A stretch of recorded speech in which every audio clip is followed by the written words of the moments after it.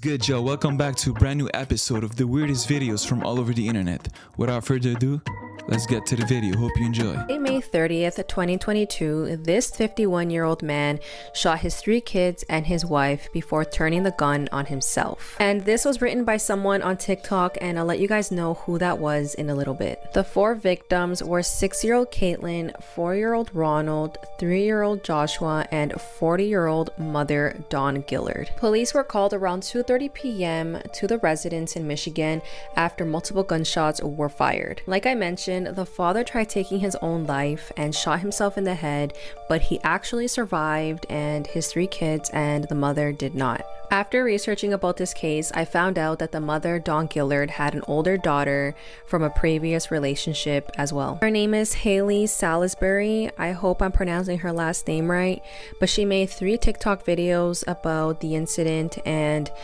when I watched these videos, I just felt so bad for her. Also because she talks about losing her biological father to cancer 6 months before.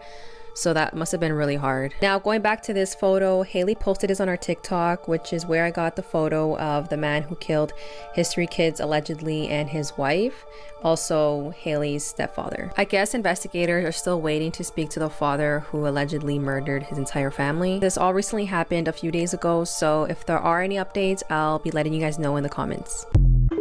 First of all, have y'all noticed that the bad guy always survives, while the victims are the ones who pay the price? It's always the same thing. Wonder why, to be honest. But another thing, what's the point of all of this? What's the point of raising 3-4 kids just for you to wake up one day and just wipe them out? How about you just remain single and don't have a family to begin with? But I guess I shouldn't expect normal decisions from a psychopath like this guy, you know. It is what it is, but it's very unfortunate though, you know. Unalives everybody but survives somehow. Man, put him under the jail anyways. When they say witchcraft is the answer to everything, honestly, I am not even joking. About maybe 5 days ago, I ordered this chakra balancing from this amazing lady from Etsy, and from last night, I suddenly just burst off crying like this, bawling myself for absolutely no reason. I literally just cried for about 5 minutes, and I felt so good after I cried out. I felt so light and easy, just so peaceful. So yeah, witchcraft. Christ. I'm not gonna sit here and lie to y'all. I have no idea what she's talking about. I really think she's deluded, and that she needs help mentally and in every way possible, because what is she talking about? Oh, look at me, I purchased an item from Etsy. I suddenly started crying and now I feel relieved. Witchcraft is the answer. Just go to sleep. You probably sleep stop watching TikToks. What is this? Apparently, this guy has captured 2 demons and they're coming after him in this video. I don't know if this is fact or cat, but I claim no negative energy from reviewing this video. But let's check this out and see what's happening. So right off the bat, it looks like there are 2 separate little people here with looks like horns. At first, this just looks like maybe a Halloween prank or something. I'm just gonna stare at him then. I guess he's just looking at them. So far, it looks like they're just in 2 costumes or whatever. Okay. I think they disappeared, which is kind of weird. Okay, he's running back to his house. Seems like they could have just ducked when the truck went by. I don't know. He's back in his house. I wouldn't look out the window, sir. I swear if something jumps out at me, get out of here. Woo! Alright. Yeah. Doorbell ring. Alright, well. You got me. Jim, Let's see. You got me. Probably just trick-or-treaters or something. Interesting. Nobody's there. I mean, I guess they could have just ran, right? They could have just dined and dashed, or ring the doorbell and dashed, whatever that's called. I don't know. All right, they rang the doorbell again. All right, nobody's there. What the heck? Facts that might ruin your childhood. The person who voiced Lilo in Lilo and Stitch was also the actress for this girl from The Ring. The cowardly lion from The Wizard of Oz's costume was made from real lion. The reason why Jello jiggles is from the gelatin that's inside of it. Gelatin is made from a substance that comes from the bones and the cartilage of animals. And the original voice actor and puppeteer for Elmo had to resign after being accused of sexual assault.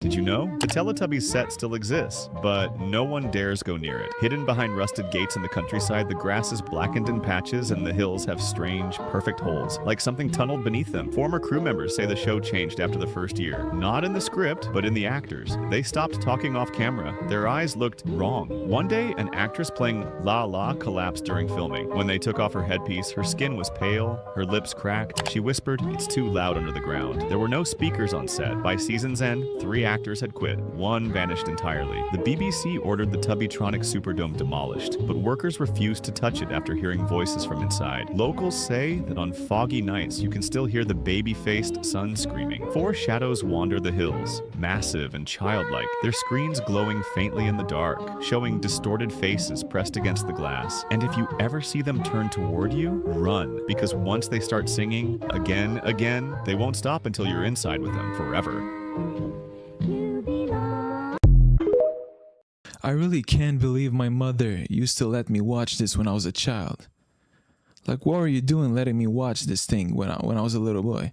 This is probably the like you can literally take the most horrifying, creepy, scary movie you can find that came out in recent years, and it will be nothing compared to Teletubbies. That's how creepy these individuals are. I don't even know what they are, to be honest. It's been like I'm in my mid-20s and I still don't know what Teletubbies are. I know one thing though.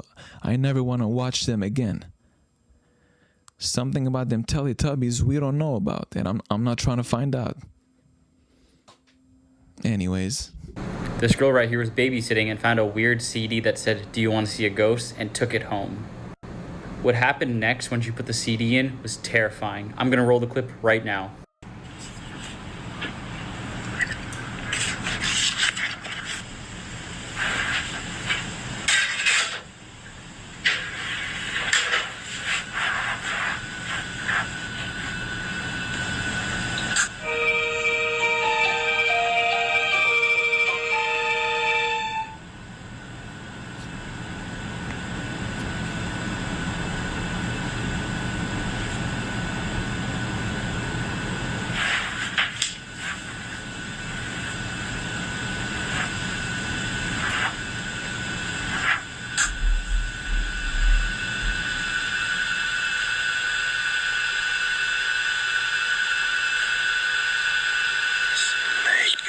Now, the word demon didn't always refer to evil spirits. The English word demon is derived from ancient Greek, and the word in that language was daimon or something like that. The ancient Greeks used this word to refer to guiding spirits or lesser deities. The meaning began to change from this positive or neutral concept to a more evil one with the influence of Judaism and Christianity. So Jewish texts, when translated into Greek, would sometimes use the word daimon to refer to false gods or malevolent spirits. Then, with the rise of Christianity, writers would again use the word to refer to a range of beings, from fallen angels to evil spirits, or even pagan deities of pre-Christian populations. Now, very interestingly, something very similar occurred at the other end of the Indo-European speaking world. As you may be aware, Greek is part of the Indo-European language family. The Indo-Iranian languages, like Persian and Hindi, also belong to the Indo-European language family, and so they have cognates, which are words in different languages derived from the same root.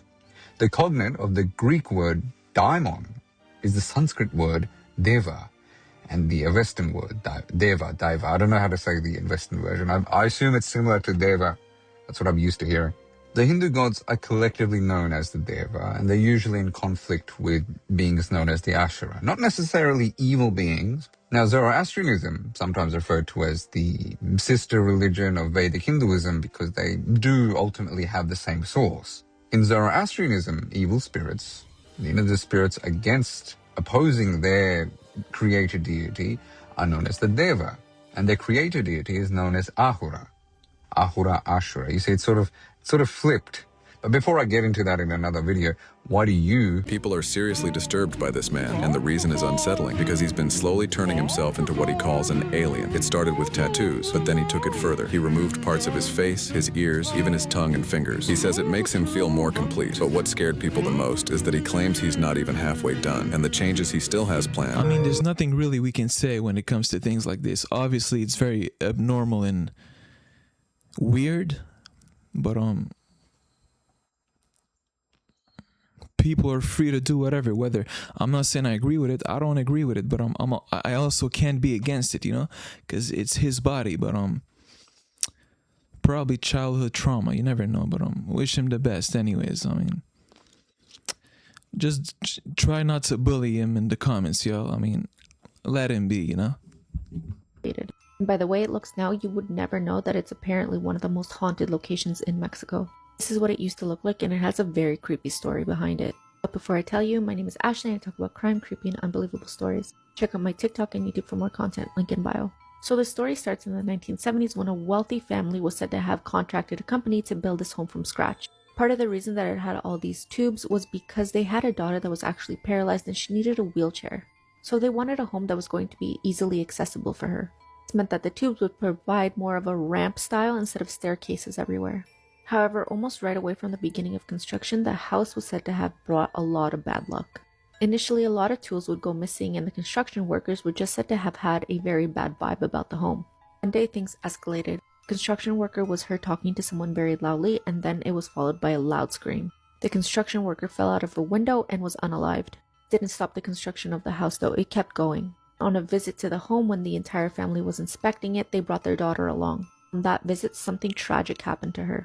As she was testing out the ramps in the house, she was said to have lost control. So her wheelchair started spinning down the tubes until it hit a wall, and then she was basically flung out the window, then became unalive. But that wasn't it. Her father was said to have been so distraught about his daughter's passing that he unalived himself inside the house. After that, the house remained abandoned for almost a decade. And in the late 80s, another family was interested in the home so they could finish renovating it to their taste. So the family goes to visit the house and they bring along their young son with them. The young boy had gone off on his own and he was said to be looking out one of the windows. There are multiple versions of this story. Some people swear that they saw a little girl push the boy out the window. Regardless of what happened, he did fall and became unalive. An extensive search was done in the house for this little girl, but no such girl was ever found. After that, the house remained abandoned again. But people passing by swear they see apparitions in the house. Most of the sightings have to do with the little girl that's seen in the house waving at people from a particular window. And in 2015, someone finally bought the house. They put a lot of money and effort into renovating the house, and this is what it looks like today. I don't care about the renovations, about how pretty they made the house look. Why would you buy this in the first place? I mean, whatever happens to you, you deserve it. Changing the looks of it is not going to change the fact that a whole family was unalived in this household. I mean, you kind of... I don't want to cuss, but you're done, buddy. Good luck sleeping with them spirits. I know y'all seen that white girl video. She live in the Appalachian Mountains. She's talking about she clean the inside and the outside of her windows because she don't like pollen buildup. Then one day she looking out the window and she see handprints on her stuff like this. She literally showed the handprints in the video. It's like this, like somebody looking into her place. She go check one of her 5 Ring cameras. It caught nothing. It caught nothing. She said there's no way to get on up to that window without being caught on camera. She caught nothing. But again, she said she live in the Appalachian Mountains.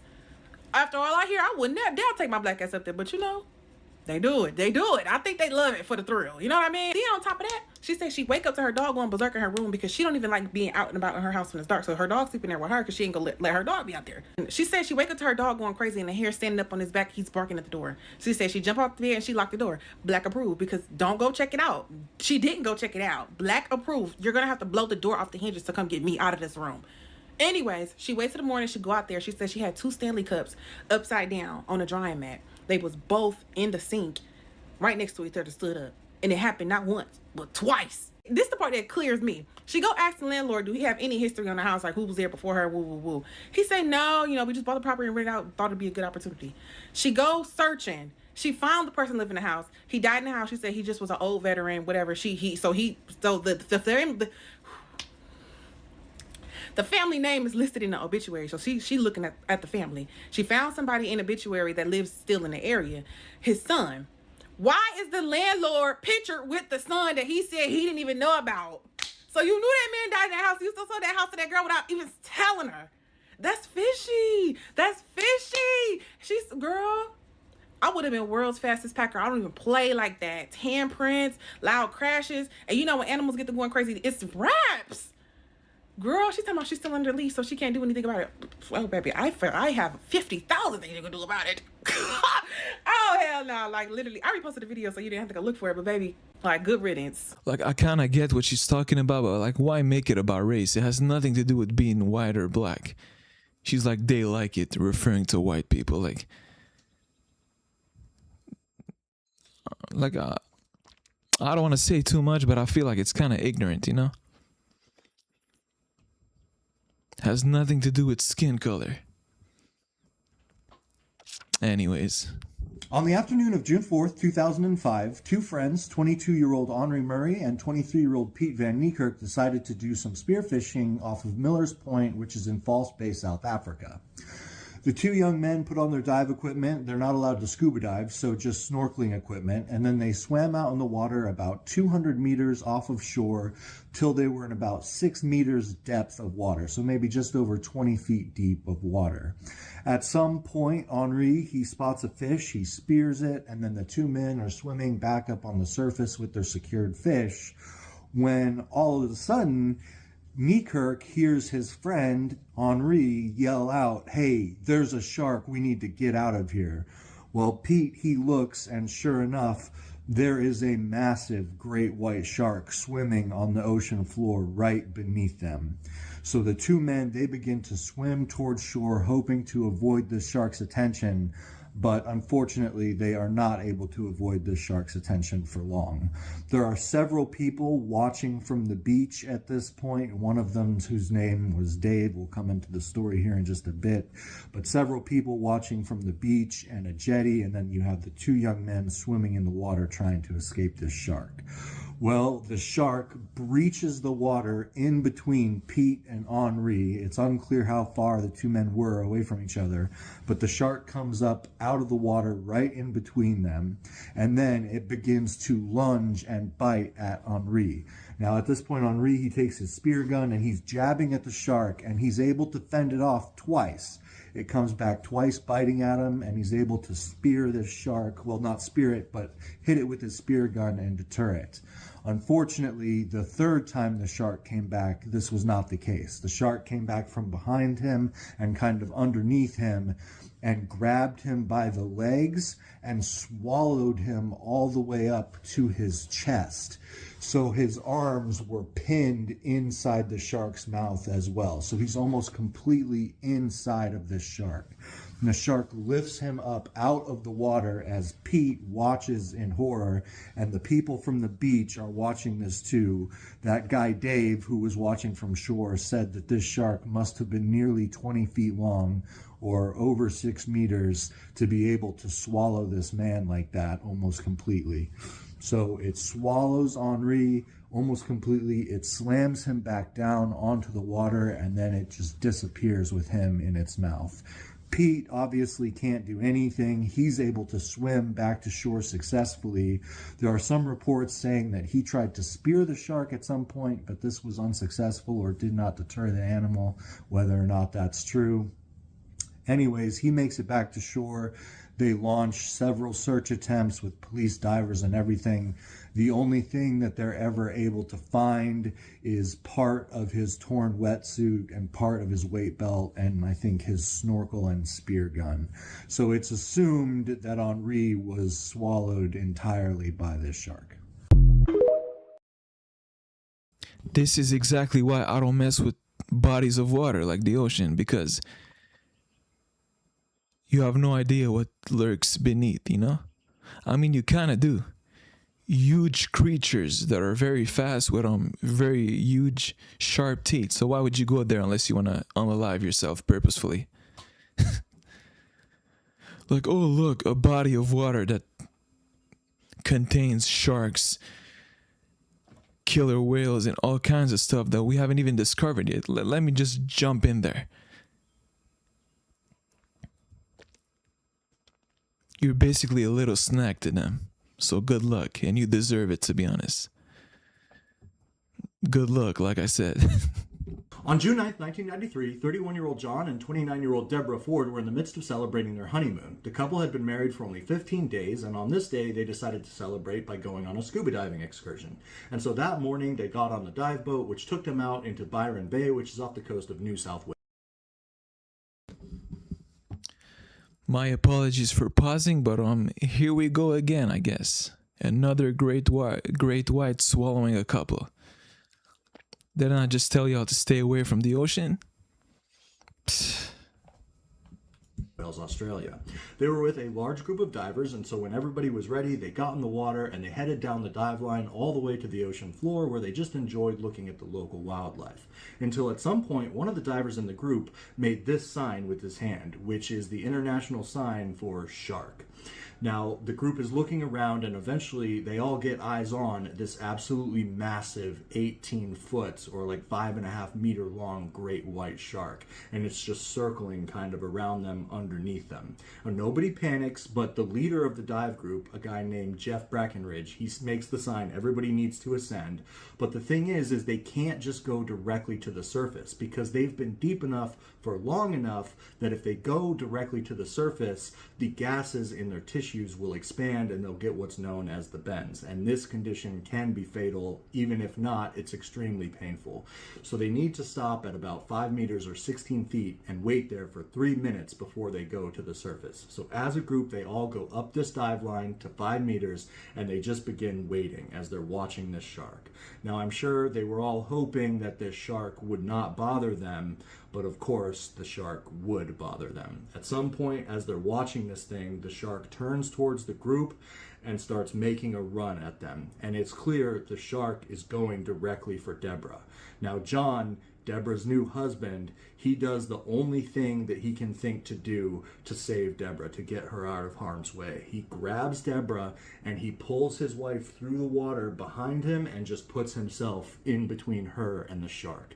This massive shark grabs him around the waist and just goes rushing through the water by the group with John in its mouth, and John's regulator is knocked out, bubbles are going everywhere, the water immediately fills with blood.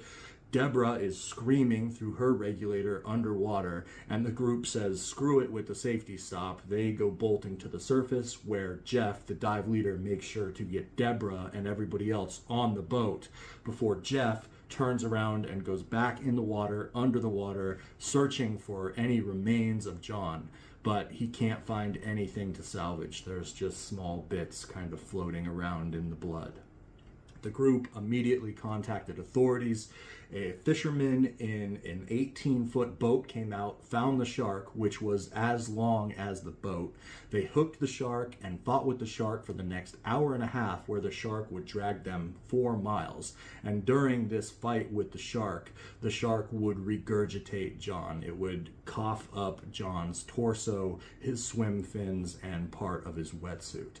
The shark eventually, though, would break that fishing line and escape.